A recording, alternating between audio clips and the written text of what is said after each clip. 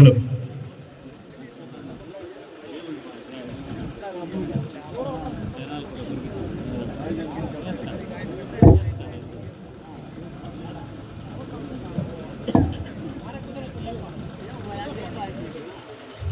ಕಾರ್ಯಕ್ರಮದಲ್ಲಿ ಉಪಸ್ಥಿತರಿರ್ತಕ್ಕಂಥ ನಮ್ಮ ಅಚ್ಚುಮೆಚ್ಚಿನ ನಾಯಕರು, ಜನಪ್ರಿಯ ಶಾಸಕರಾದಂಥ ಸನ್ಮಾನ್ಯ ಸಮೃದ್ಧಿ ಮಂಜಣ್ಣವರೇ, ಜನಪ್ರಿಯತೆಯನ್ನು ಗಳಿಸಿ ಒಂದು ಅಭೂತಪೂರ್ವವಾದಂಥ ಕೆಲಸಗಳನ್ನು ಈ ಜಿಲ್ಲೆಗೆ ಮಾಡಿರ್ತಕ್ಕಂಥ ನಮ್ಮೆಲ್ಲರ ಅಚ್ಚುಮೆಚ್ಚಿನ ನಾಯಕರಾಗಿರ್ತಕ್ಕಂಥ ಮಾಜಿ ಸಂಸದರಾದಂಥ ನಮ್ಮ ಮುನ್ಸಾಮಣ್ಣವರೇ, ಹಾಲಿ ಸದಸ್ಯರಾಗಿರ್ತಕ್ಕಂಥ ಮುನ್ಸಾಮಣ್ಣವರೇ, ನಮ್ಮ ಅಭ್ಯರ್ಥಿ ಆಗಿರ್ತಕ್ಕಂಥ ಮಲ್ಲೇಶಣ್ಣವರೇ, ನಮ್ಮ ಅಧ್ಯಕ್ಷ ಆಗಿರ್ತಕ್ಕಂಥ ನಾಗರಾಜಣ್ಣವರೇ, ವೇದಿಕೆಯಲ್ಲಿರ್ತಕ್ಕಂಥ ಎಲ್ಲ ಗಣ್ಯರೇ, ವೇದಿಕೆಯ ಮುಂಭಾಗದಲ್ಲಿರ್ತಕ್ಕಂಥ ಎಲ್ಲ ಹಿರಿಯರೇ, ಇವತ್ತು ಮುಳಬಾಗಿಲು ತಾಲೂಕಿನಲ್ಲಿ ಲೋಕಸಭೆಯ ಏನು ಮುಂಬರ್ತಕ್ಕಂಥ ಲೋಕಸಭೆಯ ಒಂದು ಚುನಾವಣೆಯ ಒಂದು ಪೂರ್ವಭಾವಿ ಸಭೆಯನ್ನ ಇಲ್ಲಿ ಏನು ಕರೆದಿದ್ದೀವಿ, ತಾವೆಲ್ಲರೂ ಕೂಡ ಇವತ್ತು ಆಗಮಿಸಿದ್ದೀರಿ. ಇವತ್ತು ತಮ್ಮಲ್ಲಿ ನಾನು ಮನವಿ ಮಾಡ್ತಕ್ಕಂಥದ್ದು ಇಷ್ಟೇ, ಪ್ರತಿ ಚುನಾವಣೆ ಪ್ರಾರಂಭ ಆದಾಗ ಕಾಂಗ್ರೆಸ್ ಪಕ್ಷದವರು ಇಲ್ಲ ಬಿಜೆಪಿಯನ್ನ ಟೀಕೆ ಮಾಡೋದು, ಇಲ್ಲ JDS ಪಕ್ಷವನ್ನ ಟೀಕೆ ಮಾಡೋದು, ಅವರು ಅದನ್ನು ಮೈಗೂಡಿಸ್ಕೊಂಡಿದ್ದಾರೆ. ಆದರೆ ಅವ್ರಿಗೆ ನಾನು ಕೇಳಿ ಬಯಸ್ತೇನೆ, ಈ ಜಾತ್ಯತೀತ ಜನತಾದಳ ಹುಟ್ಟಿದಾಗ್ಲಿಂದ ಕೂಡ ಅವ್ರು ಹೇಳ್ತಾನೆ ಬರ್ತಾ ಇದ್ದಾರೆ, ಎಲ್ಲಿದೆ JDS ಪಕ್ಷ, ಎಲ್ಲಿದೆ JDS ಪಕ್ಷ ಅಂತ. ಆದ್ರೆ ಅವ್ರಿಗೆ ವಿಷಯ ಗೊತ್ತಿದ್ದು ಮಾತಾಡ್ತಾರೋ ಗೊತ್ತಿಲ್ಲದೆ ನಾವು ಮಾತಾಡ್ತಾರೋ, JDS ಪಕ್ಷ ಎಲ್ಲಿ ಅಂತ ಕೇಳ್ತಾರೆ. ಆದ್ರೆ ಅದೇ ಪಕ್ಷದಿಂದ ಮುಖ್ಯಮಂತ್ರಿಯಾಗಿ ಈ ರಾಷ್ಟ್ರದ ಅತ್ಯುನ್ನತ ಒಂದು ಪದವಿಯನ್ನ, ಪ್ರಧಾನಿ ಪದವಿಯನ್ನು ಅಲಂಕರಿಸಿದಂತ ದೇವೇಗೌಡರು ಹೋಗಿದ್ದು ಈ ಪಕ್ಷದಿಂದಾನೆ. ಇದೇ ಪಕ್ಷದಿಂದ 2 ಬಾರಿ ಮುಖ್ಯಮಂತ್ರಿಗಳಾಗಿ ಅಭೂತಪೂರ್ವವಾದಂತಹ ಕೆಲಸವನ್ನ ಮಾಡಿರ್ತಕ್ಕಂಥವ್ರು ಕುಮಾರಣ್ಣವರು, ಅವರು ಕೂಡ ಈ ಪಕ್ಷದಿಂದ ಹೋದವ್ರೆ. ಇಷ್ಟೆಲ್ಲ ಗೊತ್ತಿದ್ದು ಕೂಡ ಎಲ್ಲಿದೆ ಪಕ್ಷ, ಎಲ್ಲಿದೆ JDS ಪಕ್ಷ ಅಂತಾರೆ. ಆದ್ರೆ ಅವ್ರಿಗೆ ನಾನು ಒಂದು ಕೇಳಲಿಕ್ಕೆ ಬಯಸ್ತೇನೆ, JDS ಪಕ್ಷ ಎಲ್ಲಿದೆ, ಬಿಜೆಪಿ ಪಕ್ಷ ಎಲ್ಲಿದೆ ಅಂತ ನೀವು ನಮ್ಮನ್ನ ಕೇಳೋ ಬದಲು ಮೊದಲು ನಿಮ್ಮನ್ನ ಆತ್ಮವಿಮರ್ಶೆ ಮಾಡ್ಕೊಳ್ಳಿ.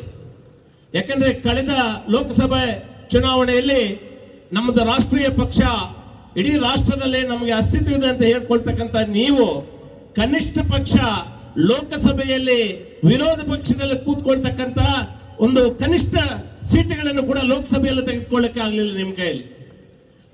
ಅಂದ್ರೆ ವಿರೋಧ ಪಕ್ಷದಲ್ಲಿ ಕೂತ್ಕೊಳ್ಳಕ್ ಆಗ್ಲಿಲ್ಲ ನಿಮ್ಮ ಕೈಯಲ್ಲಿ.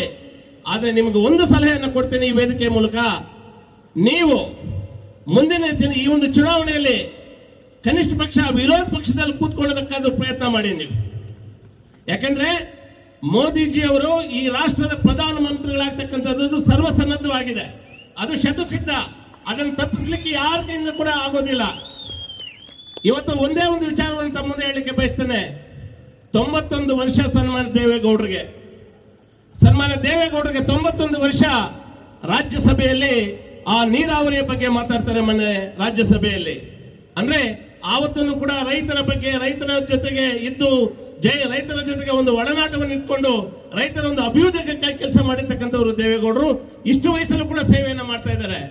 20 ವರ್ಷಗಳು ಇದೇ ನಮ್ಮ ಬಿಜೆಪಿ ಮತ್ತು JDS ಸಮ್ಮಿಶ್ರ ಸರ್ಕಾರ ಇದ್ದಾಗ ಏನು 20 ತಿಂಗಳ ಒಂದು ಕಾಲಾವಧಿ ಏನು ಕುಮಾರಣ್ಣ ನಾವು ನೋಡ್ತೀವಿ, ಅವರ ಬಿಜೆಪಿ ಅವರ ಒಂದು ಸಹಕಾರದೊಂದಿಗೆ ಒಂದು ಉತ್ತಮವಾದಂತಹ ಆಡಳಿತವನ್ನು ಈ ರಾಜ್ಯದಲ್ಲಿ ಕೊಟ್ಟಂತ ಇತಿಹಾಸ ಈ ಪಕ್ಷಕ್ಕಿದೆ.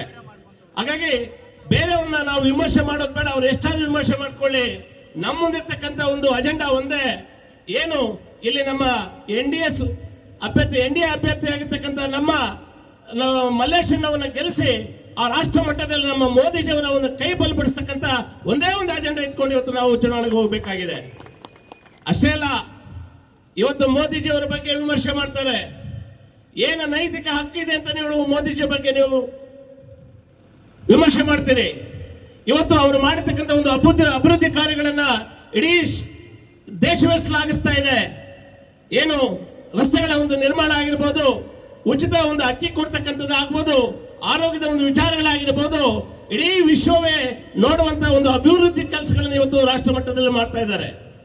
ಒಂದು ವಿಚಾರವನ್ನು ನೀವು ತಿಳ್ಕೋಬೇಕು, ಭಾರತ ಎಲ್ಲಿದೆ ಅನ್ನುವಂತ ದಿನಗಳಲ್ಲಿ ಭಾರತ ಇಲ್ಲಿದೆ ಅಂತ ಹೇಳಿ ಒಳ್ಳೆಯ ರೀತಿಯಲ್ಲಿ ಕೆಲಸ ಮಾಡಿ ಪ್ರಪಂಚದ ಎಲ್ಲಾ ರಾಷ್ಟ್ರಗಳು ಭಾರತ ಕಡೆ ನೋಡುವಂತೆ ಇವತ್ತು ಮಾಡಿರ್ತಕ್ಕಂಥ ಒಂದು ಕೀರ್ತಿ ಏನಾದ್ರು ಈ ರಾಷ್ಟ್ರದಲ್ಲಿ ಇದೆ ಅಂತ ಹೇಳಿದ್ರೆ ಅದು ನಮ್ಮ ಮೋದಿಜಿಯವರಿಗೆ.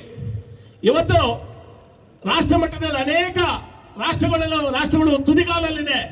ಏನು ಭಾರತದೊಂದಿಗೆ ಸ್ನೇಹ ಬೆಳೆಸ್ಕೋಬೇಕು, ಭಾರತದೊಂದಿಗೆ ಅವಿನಾಭಾವ ಸಂಬಂಧಗಳು ಬೆಳೆಸ್ಕೋಬೇಕು ಅಂತ ಹೇಳಿ ತುದಿಗಾಲಲ್ಲಿ ನಿಂತ ಇದೆ. ಯಾಕೆಂತ ಹೇಳಿದ್ರೆ ಆ ಮೋದಿಜಿಯವರ ಒಂದು ಜನಮನ್ನಣೆ ಆ ಮಟ್ಟದಲ್ಲಿದೆ. ಸೊ ಅಂತ ಒಬ್ಬ ಧೀಮಂತ ನಾಯಕರನ್ನ ಮತ್ತೊಮ್ಮೆ ನಾವು ಪ್ರಧಾನಿಯಾಗಿ ಪಡ್ಕೊಳ್ತಕ್ಕಂಥದ್ದು ನಮ್ಮೆಲ್ಲರ ಒಂದು ಆದ್ಯ ಕರ್ತವ್ಯ ಅಂತ ಕೂಡ ನಾನು ಹೇಳ್ತಾ ಇದ್ದೇನೆ. ಕೊನೆಯದಾಗಿ ಒಂದು ಮಾತನ್ನು ಹೇಳಲಿಕ್ಕೆ ಇಷ್ಟಪಡ್ತೇನೆ.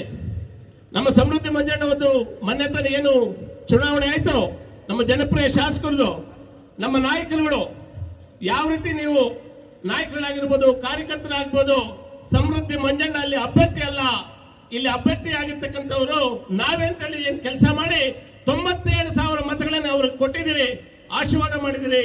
ಅದೇ ನಿಟ್ಟಿನಲ್ಲಿ ನೀವೆಲ್ಲರೂ ಕೂಡ ಕೆಲಸ ಮಾಡಿ ಇವತ್ತು ನಮ್ಮ ಮಲ್ಲೇಶನವರನ್ನ ಒಂದು ಕೈ ಬಲಪಡಿಸಬೇಕು.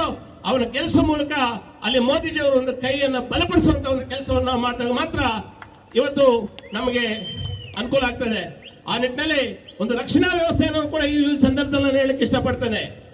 ಇವತ್ತು ಭಾರತ ಯಾವ ರೀತಿ ಇದೆ ಅಂತ ಹೇಳಿದ್ರೆ ಯಾವುದೇ ರಾಷ್ಟ್ರ ಎಂಥ ಸಂದರ್ಭದಲ್ಲಿ ನಮಗೆ ಎದುರಾದರೂ ಕೂಡ ಅದನ್ನ ದಿಟ್ಟದಿಂದ ಎದುರಿಸ್ತಕ್ಕಂಥ ಶಕ್ತಿ ಸಾಮರ್ಥ್ಯ ಇವತ್ತು ಭಾರತಕ್ಕಿದೆ ಅಂತ ಹೇಳಿದ್ರೆ ಆ ಚೈತನ್ಯವನ್ನು ತುಂಬಿರ್ತಕ್ಕಂಥ ಒಂದು ಕೀರ್ತಿ ಅನ್ನೋದು ಇದ್ರೆ ಈ ರಾಷ್ಟ್ರದಲ್ಲಿ ಮೋದಿಜಿ ಅವರಿಗೆ. ಸೊ ಆ ನಿಟ್ಟಿನಲ್ಲಿ ತಾಲೂಕು ಮಟ್ಟದಲ್ಲಿ ನಮ್ಮ ಶಾಸಕರಾಗಿರ್ತಕ್ಕಂಥ ಮಂಜಣ್ಣವರಿದ್ದಾರೆ.